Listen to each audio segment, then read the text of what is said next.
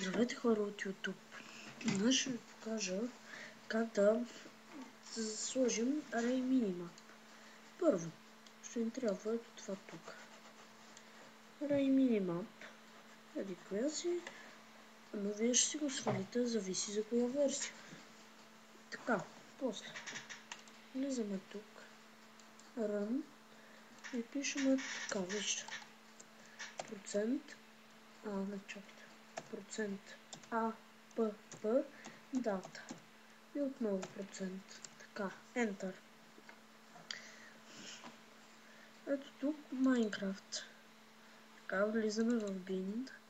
Отваряме тук тази папка чрез WinRAR или друга програма за архивиране.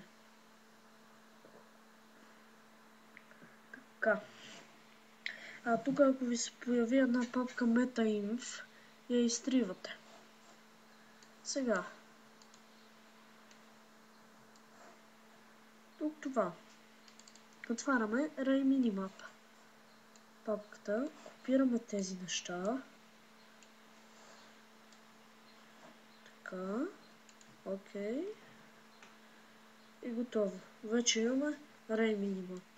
Сега ще ви го покажа. Така. Влизаме си в Minecraft.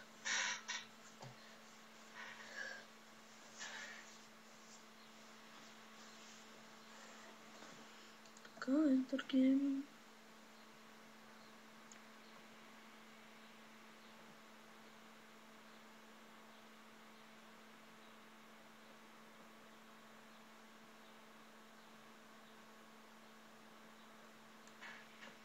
Самостоятелна игра.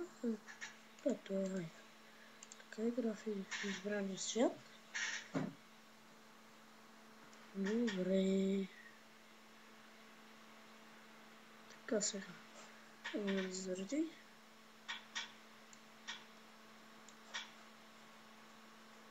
Така. Ето го Array Minimap. Като виждате тук и Array Minimap. Нали то по принцип така трябва. Ето виждате го там. Менюто се отваря с N.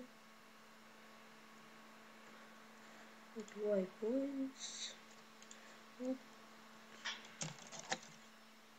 Тук си нагласите цветове, глупости, окей. Ето го Waypoint, тук е Off, On. Тук са ви контролите.